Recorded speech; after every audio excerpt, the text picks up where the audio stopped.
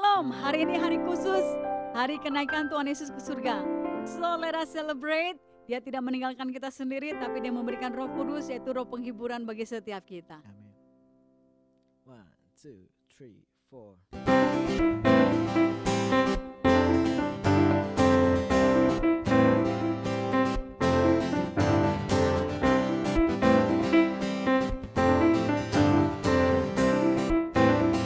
4. Mari bersorak-sorai. Terima sukacita surga, itulah kekuatan bagi jiwa. Dapat rasakan kasih-Nya di tengah badai yang bergelora. Terima sukacita surga, itulah kekuatan bagi jiwa. Dapat saksikan kuasa-Nya, taklukkan badai yang bergelora. Haleluya, Kau ada dalam hatiku, dan batas semangatku, dan hilang kekuatanku. Haleluya, ku mau bersorak bagimu, sukacita surga nyata penuhi. Haleluya,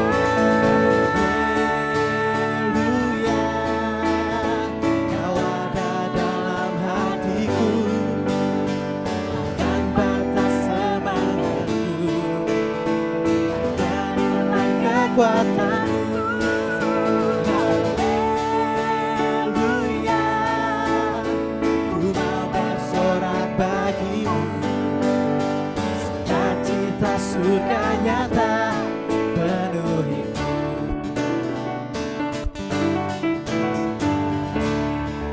Haleluya, amin. Ke surga bukanlah sebuah fiksi. Alkitab mengisahkan bahwa sesudah kebangkitannya, Tuhan Yesus menampakkan diri kepada murid-muridnya selama 40 hari sebelum Ia terangkat ke surga. Kisah Rasul pasal 1 ayat yang ketiga. Kita sudah membahasnya 2 minggu lalu dengan tema benarkah arwah orang yang sudah meninggal 40 hari masih ada di dunia ini. Setelah 40 hari dari kebangkitannya terjadi kenaikan Tuhan Yesus ke surga. Dan 10 hari kemudian dicurahkannya Roh Kudus kepada para rasul di Yerusalem yang kita kenal dengan nama Hari Pentakosta.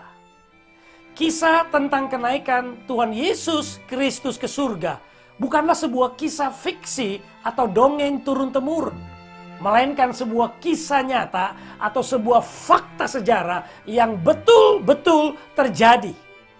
Untuk membahas kenaikannya ke surga, terlebih dahulu kita membaca satu ayat. Yohanes pasal 16 ayatnya yang ke-7. Namun benar yang kukatakan ini kepadamu adalah lebih berguna bagi kamu jika aku pergi. Sebab jikalau aku tidak pergi, penghibur tidak akan datang kepadamu. Tetapi jikalau aku pergi, aku akan mengutus dia kepadamu. Dari pembacaan ayat ini, kita menangkap beberapa kebenaran. Yang pertama, Tuhan memikirkan kita. Perhatikan Yohanes 16 ayat 7a. Adalah lebih berguna bagi kamu. Ini semua dipikirkan, dilihat, diperhitungkan dari berbagai sisi hanya semata-mata untuk kepentingan kita, anak-anaknya. Bukankah kita lebih sering memikirkan kepentingan kita sendiri? Bagaimana kita mampu untuk mendapatkan uang? Bagaimana urusan perut kita bisa terpenuhi dengan baik? Bagaimana segala kebutuhan kita terpenuhi? Apalagi di zaman serba sulit seperti sekarang ini. Pandemi COVID-19. Semua orang pada susah. Yang penting kita aman dulu dengan hidup kita. Masalah orang lain urusan belakangan. Di tempat umum sering kita tidak sadari Keinginan untuk mendahulukan kepentingan diri adalah hal yang utama yang kita lakukan. Saat berjalan di jalan raya, kita akan terus memaki para pengguna jalan lainnya yang berjalan tidak sesuai dengan yang kita inginkan. Kita akan mengeluh mengapa lampu merah lama banget dan tidak cepat berganti lampu hijau. Intinya, kitalah yang harus diutamakan. Waktu kita mengantri di apotek, di restoran, di loket bioskop, di kasir supermarket, dan lainnya, kita marah-marah kalau ada orang terlalu lama di depan kita. Kita rasanya tuh ingin cepat menyerobot antrian dan menempatkan diri kita di paling depan. Tetapi hari ini kita mendengar Tuhan Yesus memikirkan dan mendahulukan kepentingan orang lain. Masih ingatkah kita ajarannya tentang orang Samaria yang baik hati? Dia baik hati karena tidak memikirkan kepentingan dirinya sendiri. Sekalipun yang ditolongnya adalah musuhnya. Seharusnya itu bukan kewajibannya untuk menolong. Tetapi sebaliknya, ada imam dan orang Farisi yang sangat mengerti firman, tetapi mementingkan diri sendiri dan membiarkan orang yang seharusnya ditolong terkapar dan ditinggalkan begitu saja. Di sini pun kita bisa belajar bahwa seringkali di dalam kehidupan ini, pertolongan kita pikir tuh akan datang dari orang-orang yang kita kenal, terhormat, memiliki jabatan, berpendidikan, kaya, dan sebagainya. Tetapi kenyataannya, pertolongan datang dari orang-orang yang tidak pernah kita duga. Intinya, orang yang mementingkan diri sendiri tidak berguna bagi orang lain.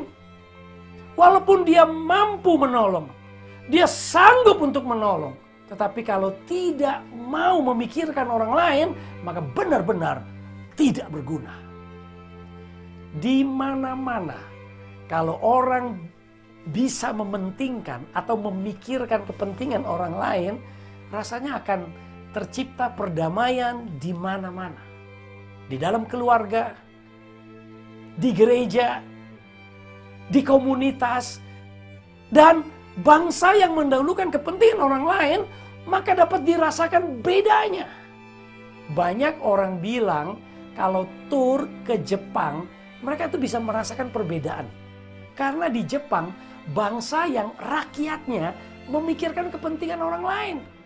Contohnya, di dalam kereta saja Anda hampir tidak pernah menemukan orang memegang handphone dan telepon dengan mengeluarkan suara. Kalau ada orang yang pegang handphone sambil ngomong, itu pasti turis. Dan bisa dipastikan lagi, turis dari Indonesia. Mengapa mereka tidak pernah melakukan itu? Sederhana sekali.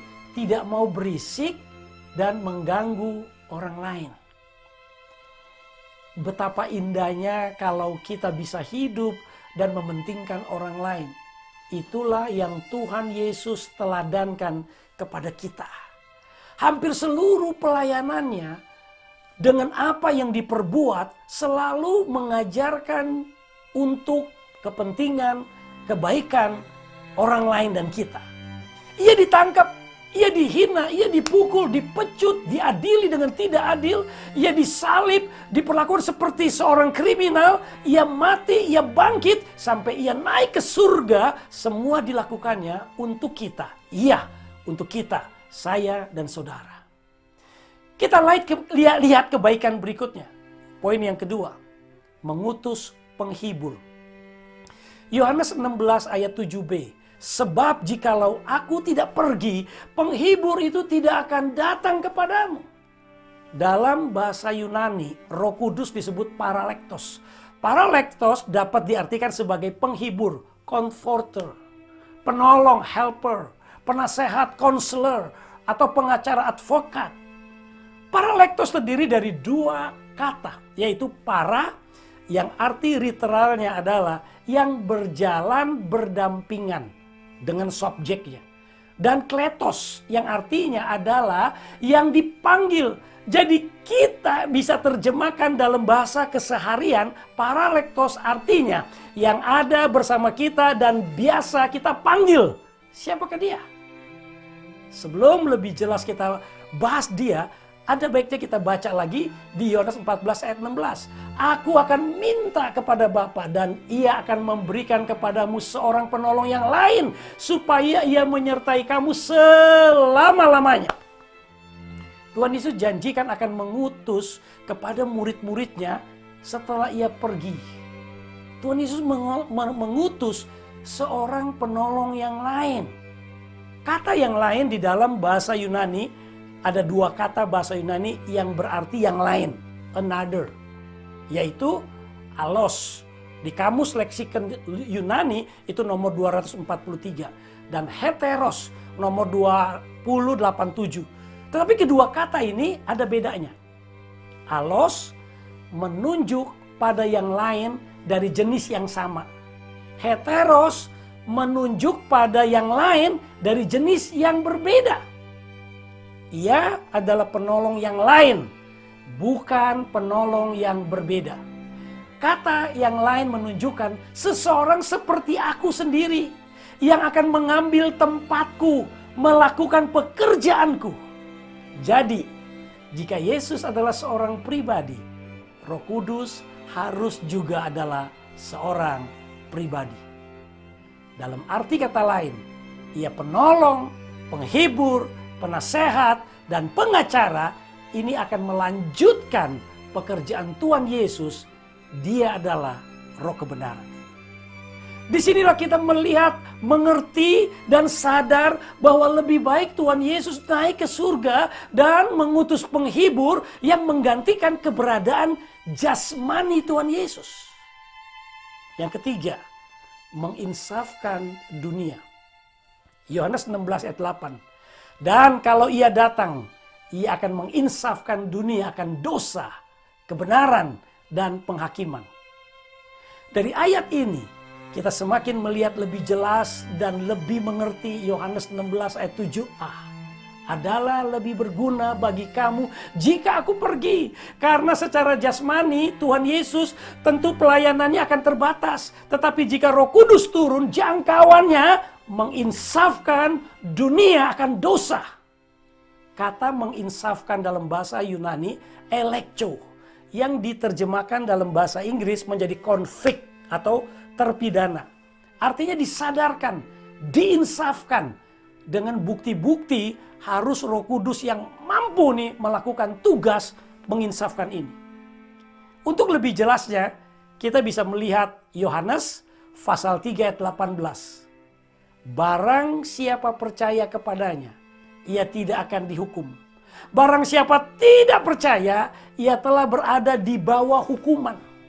Sebab ia tidak percaya dalam nama Anak Tunggal Allah.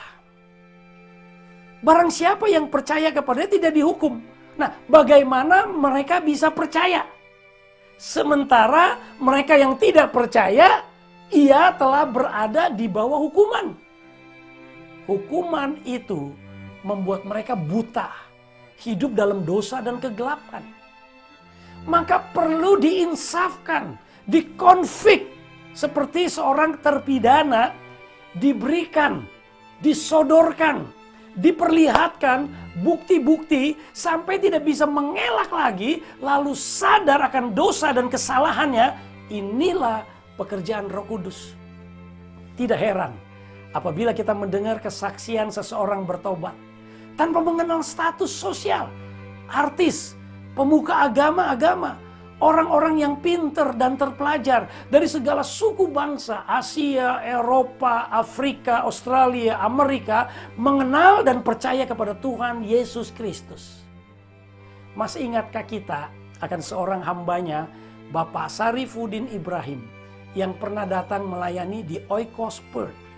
Beliau pemuka agama, dosen, bukan orang sembarangan. Beliau mengalami apa yang namanya konflik, diinsafkan oleh karya Roh Kudus, sehingga dengan berani memberitakan kebenaran sekalipun harus masuk penjara dan dikucilkan. Saya akan mengutip kesaksian beliau dari buku yang ditulisnya, tentu dengan mengedit seperlunya. Judul bukunya, Kenapa Saya Memilih Kristus, Pergolakan Batin Pemburu Kebenaran. Syarifuddin Ibrahim, nama yang diberikan orang tua saya. Nama kecil, One Pelatau, One Prado. Ayahnya seorang guru agama. Saya menyelesaikan SMA di Bima. Puji Tuhan, saya mendapat beasiswa kuliah di Universitas Keagamaan di Surakarta dan mengikuti pendidikan agama dengan mengambil jurusan perbandingan agama. Setelah kuliah, saya mengajar di Bangsri Jepara 1996 dan mengajar di Lembaga Keagamaan di Sawangan, Depok, Jawa Barat. Tahun 1999, saya mengajar di Haugelis Indramayu, sekolah pendidikan agama terbesar di Indonesia. Luasnya 1.200 hektar. Saya adalah salah satu kader organisasi keagamaan di pusat. Dididik dalam disiplin ketat. Dibeasiswain oleh organisasi keagamaan besar tersebut di Indonesia. Paman saya adalah pendiri organisasi keagamaan tersebut di Bima. Mertua saya tokoh di Jepara. Saat masih kuliah, saya berhasil menjadikan 15 orang Kristen dan 1 orang pendeta menjadi mu'alaf di desa-desa Soli, Wonogiri, Sukoharjo, Klaten. Sekali lagi, saya masuk Kristen. Mana boleh. Goncangan terjadi ketika saya diundang Natalan bersama di Cirebon. Hari itu mestinya saya hadir dalam acara lain. Tapi pemimpin menggantikan ketua rombongan menjadi orang lain. Padahal sudah dibuat surat tugas bahwa saya adalah ketua rombongan. Jam 12 malam surat tugas dibatalkan. Akhirnya hari itu saya tugas seperti biasa. Tidak menjadi pergi mengawal tamu yang berkunjung ke sekolah agama kami tersebut di atas. Jam 7 malam saya laporkan tugas kepada pimpinan. Usai melapor, saya masih diajak ngobrol. Tiba-tiba kepala kesehatan angkat bicara katanya. Syarifuddin Ibrahim yang hadir Natalan bersama di Cirebon. Langsung pimpinan yang menyeloroh. Kalau Syarifuddin Ibrahim yang diutus ke acara Natalan bisa-bisa nanti pulang jadi pendeta Abraham. Semua yang mendengar tertawa. Hari itu, tanggal 16 Januari 2006. Pimpinan tertinggi lembaga keagamaan terbesar di Asia tempat saya mengabdi membatalkan surat tugas untuk saya. Ada perasaan masgul, saya yang diundang malah orang lain yang diutus. Tapi saya menghibur diri bahwa di balik itu pasti ada hikmat besar, ada rencana besar dari Tuhan. Beliau telah bernubuat untuk saya. Itu juga sebabnya kenapa saya sampai sekarang lebih suka dipanggil Abraham. Nubuat tersebut ternyata benar-benar terjadi. Sejak nubuat itu diucapkan, ada percikan api dalam hati saya.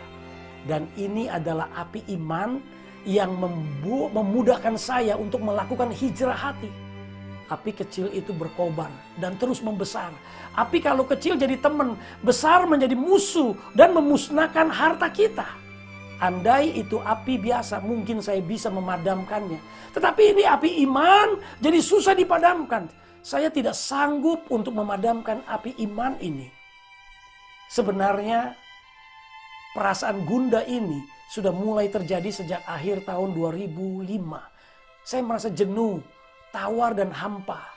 Dalam suasana seperti ini, saya mulai dihinggapi perasaan takut akan dosa. Takut mati. Tapi ingin selamat. Saya seperti hidup tanpa harapan lagi. Saya jatuh ke dalam sumur tanpa dasar. Tak tahu entah kapan berkesudahan. 4 Maret.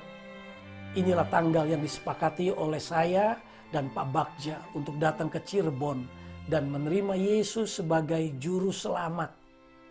Saya menemukan kebenaran. Ajaran Kristen ini sama sekali bukan karena kepandaian atau kecerdasan mempelajari Alkitab dulu. Juga bukan karena ceramah pendeta penginjil, tetapi ini semua adalah karya Roh Kudus. Yerusalem Baru, akhir 2009, Syarifuddin Ibrahim. Dan banyak contoh-contoh lain lagi dari berbagai daerah di seluruh Indonesia, di seluruh dunia. Roh Kudus terus bekerja sampai hari ini. Kemudian setelah konflik oleh Roh Kudus, diperkenalkan kepada kebenaran, yaitu Tuhan Yesus Kristus. Satu-satunya juru selamat. Seperti kesaksian di atas, menolak Tuhan Yesus atau menerima Tuhan Yesus, suatu saat kita semua tanpa kecuali akan dibawa kepada penghakiman. Matius 25:31. Apabila Anak Manusia datang dalam kemuliaannya dan semua malaikat bersama-sama dengan Dia, maka Ia akan bersemayan di atas takhta kemuliaannya. Matius 25:32.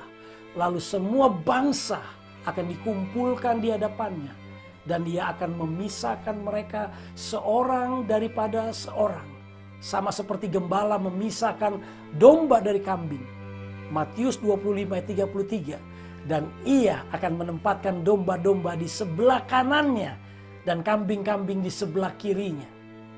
Anak Manusia, gembala yang agung, seperti seorang gembala itu memisahkan dua jenis binatang, domba dan kambing.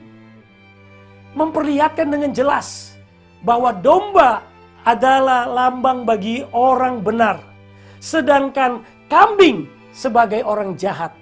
Pemahaman yang singkat untuk ayat ini adalah orang yang baik atau umatnya akan ditempatkan di sebelah kanannya, dan orang yang jahat bukan umatnya akan ditempatkan di sebelah kirinya. Dalam bahasa Semit, ungkapan sebelah kanan menggambarkan sesuatu posisi yang terhormat. Perbedaan tempat kanan dan kiri menggambarkan perbedaan tajam, yang mana orang-orang yang dikenannya dan yang mana orang-orang yang tidak dikenannya. Jadi sekarang kita mengerti adalah lebih baik Ia naik ke surga dan mengutus Roh Kudus untuk bersama-sama dengan kita, orang-orang percaya. Sudahkah kita menghargai dan mengalaminya? Mari kita teruskan ikuti khotbah-khotbah berikutnya mengenai pelajaran Roh Kudus sampai kita semua mengalami dan bersyukur tentang Roh Kudus yang diberikan buat kita semua. Mari kita dudukkan kepala dan berdoa.